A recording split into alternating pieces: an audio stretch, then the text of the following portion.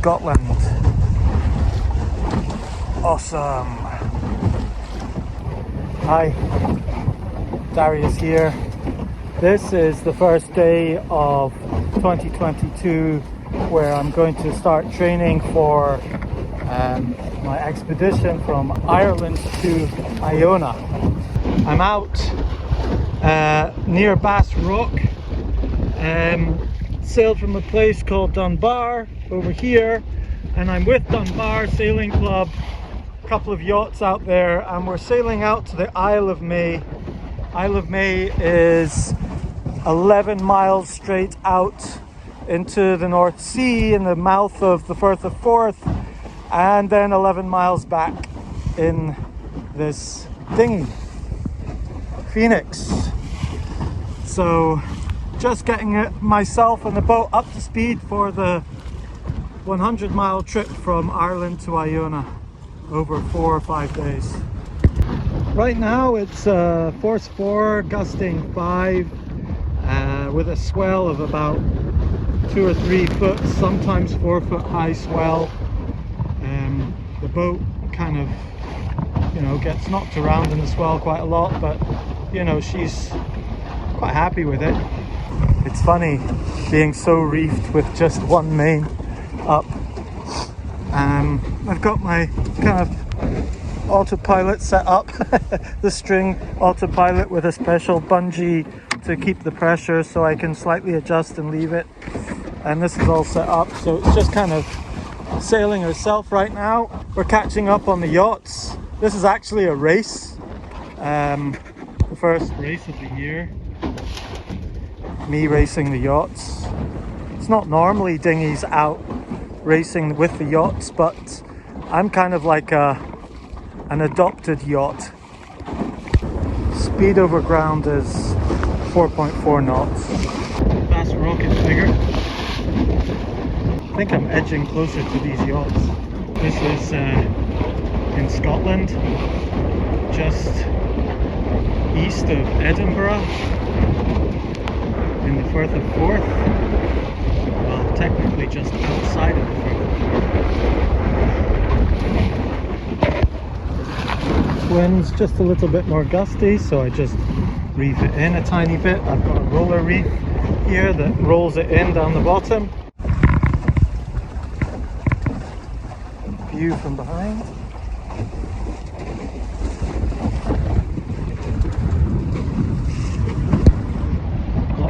Gannets here, the world's, or the UK's largest gannet colony, lives on Bass Rock. It's kind of hard to tell on the camera, the depth of waves and stuff like that, so here, this one's quite a big one. It's about 3-4 foot high. She's kind of sailing herself quite well, just sort of balance her, and she just kind of glides over them, slides over them. She really does like a little gust, likes to drive into a little gust. It's getting quite splashy. I got 4 layers on, 2 waterproof layers, thermals and trousers. It's quite a lot of wind chill, No protection over the side or anything like that. I've been out 1 hour and 20 minutes now. Time for a wee cup of tea. Speed over ground is 5 knots. Fully reefed. 1 person on board. If I had another person or 2, we could get 6.5 knots because we could get all the sails out and balance the boat. Bass Rock from a very different angle. So many gannets out here, it's fantastic. Scotland. Awesome. Gannets on the starboard bow. Now I've got the jib, or Genoa, nearly 2/3 out. It's amazing how flexible you can be as the wind adjusts. You just quickly and easily I'm still going 4.8, 4.9 over ground. Adjust, you know. So this line adjusts the roller. So I release this. I've jury rigged it a little bit. I release that so it lets out the main, you know, the jib, and then I can just lock it back on here for now. So I've given myself a lot more jib. Let's see if that works. See if the boat can take that. Might balance it. And not bad. Not bad. Yeah, I think so. Yeah, we're at 5.3 now, and we're still pretty level. I think the wind's just eased back a little bit. It's always a little bit hard to tell, and your sails tell you, don't they? So it's really easy. And then if I want to adjust it back, I just release the pressure on the jib and just pull this in, and it starts to do a roller reef, you know, just like a yacht, but much easier. We're flying along nicely. I think we might be edging closer to the yachts. They look a bit closer to me. Maybe that's wishful thinking. I don't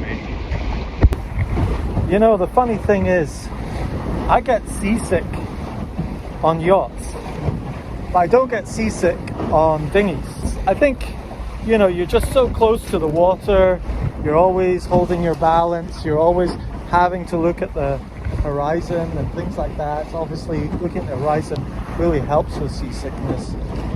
But I don't know what it is. I think your body's always adjusting like to a horse. You know, you're always keeping your balance as you're sailing on the boats. Oh, I think I see my first puffin. I see my first puffin. Yeah. I'm catching up on the yachts, looking forward to circumnavigation of the Isle of May. Okay, so that's 2 hours. Tide is rising, so we've got quite a strong tide coming in right now. What that means is that the water flowing in this direction, and has been for a while. So I've been kind of sailing in that direction. These guys over there have been taking quite a wide berth, and now they're having to sail up against the current towards the island. We are optimized for speed. We are flying along. This is awesome. Beautiful. I love this sort of whooshing sound as you fly through the water. Okay, the wind has picked up. The swell has picked up. The swell is about 4 foot high each, and you can see, you know, we're rolling right down into this one and rolling up, and it kind of rolls you sideways. So it's always a bit tricky when you're approaching swell in these kind of conditions. We're getting really close to the Isle of May. We're going about 5.5 knots. 2 hours 21 minutes, 6.5 and 7 sometimes. We're going quite fast. The other guys are right beside me. I'm between the two of them. This is great. That's the Isle of May Lighthouse. Passing the bottom tip. We're approaching the top tip. There they are. Puffin Sanctuary Colony. Let's see. I've seen a few puffins, but let's see if I can find some on camera for you, especially my wife, who loves painting them. Not many out here actually. I expected a lot more. 1.5 to 6.5 knots speed over ground. That's 11 knots we've just sailed in 2 hours 20 minutes. We are rounding the northern tip of the island now. Yeah, we're right past it now, and we're going to turn around and jibe. I tried to tack around, but I instead had to jibe. The jibe was absolutely fine. Coming around the north part of the island. beautiful lighthouse up there. Great place to visit. Muffins. I think we're doing 6 knots over ground. 2 hours 51 minutes so far. This is fantastic.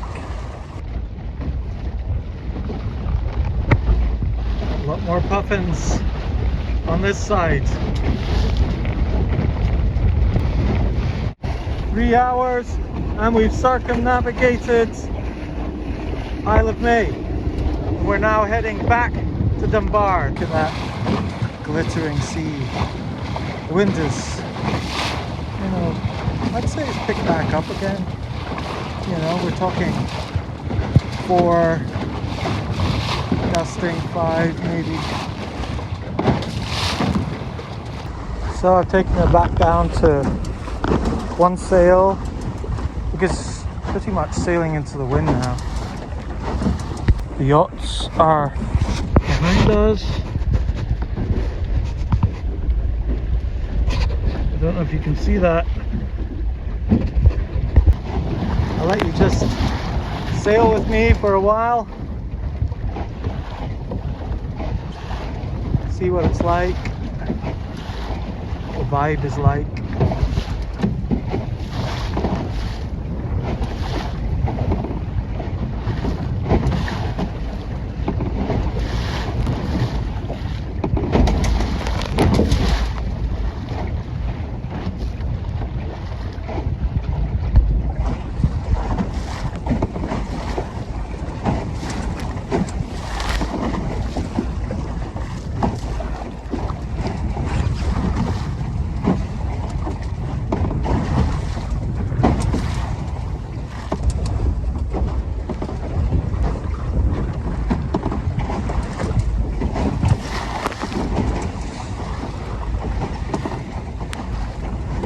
Trying to keep on a southerly heading.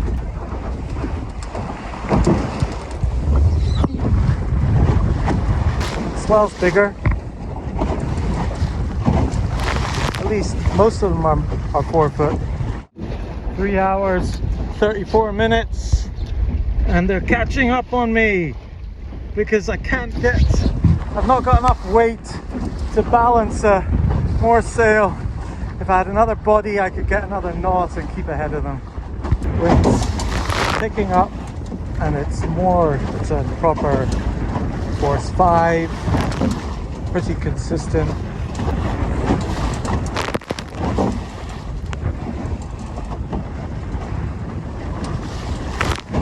Going on the starboard bow. Gonna overtake us. Kerry girl. Speeding by.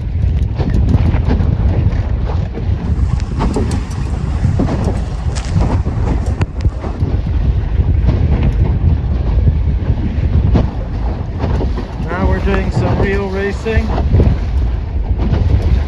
She's looking fantastic. Kerry girl.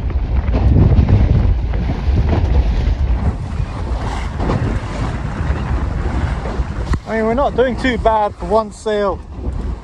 You know. Second boat overtaking me, or overtaking. I think that's Zigzag. And it's doing a flyby. Trying to hold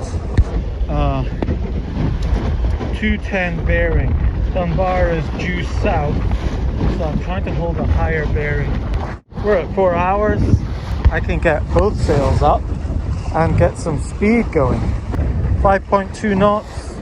That is the Isle of May in our wake, and I think that Zigzag's still beside us. Let's see if we can make some ground on Zigzag now that we've got a second sail up. Oh, puffin, puffin, puffin. Oh, lovely little fellows. I think they probably are fellows because girls will probably be on the nest.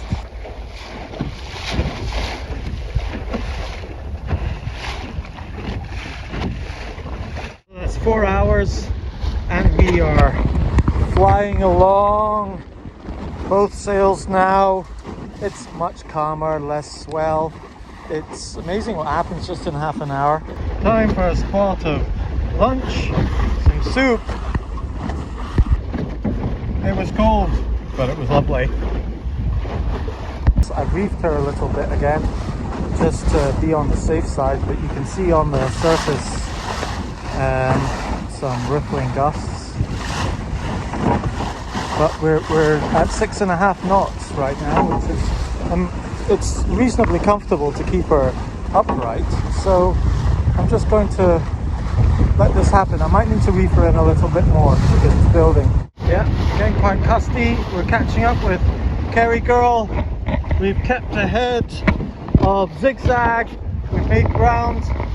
We are going about 7 knots and we're reefed 7.1. So I've managed to get the full general out. Had a quick conversation on VHF with Kerry Girl, who is right ahead of us right now. But we are catching up rapidly because on this tack now I don't need to keel over so much. I can get more sail in, which was my plan. So that's working well. Got a better reach, and I think we've got enough time to get to Dunbar, if the wind doesn't change too much, to maybe catch them up or undertake them. Who knows? Let's see. 4.5 hours. We're getting close to Kerry Girl. This is a lovely point of sail, isn't it? You know, 6.3. The winds, I think, maybe died down a bit to a 4. How about that for a packed lunchbox? 4 hours, 50 minutes. Approaching Dunbar Harbour. Isle of May behind us has disappeared. You can see maybe a bit of Zigzag, but Isle of May is right behind it. Speed over ground, 6 knots.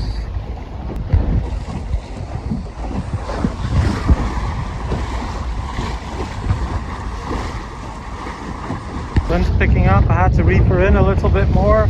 Getting a bit gusty as we're coming in. That's 22 nautical miles around the Isle of May. That's pretty good. I feel good. Not bad for the first sail of the year. Coming into Dunbar Harbour, we got the boom down. We're coming in on the jib with the oars at the ready. Beautiful. Gonna make our way through this. It's quite nice having a westerly wind to just blow you in.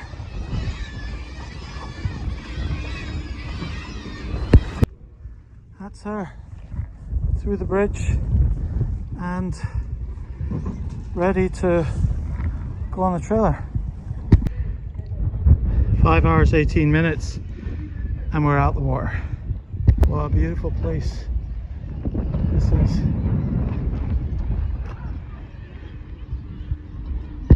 Six hours till we finished all the chat and I'd start towing.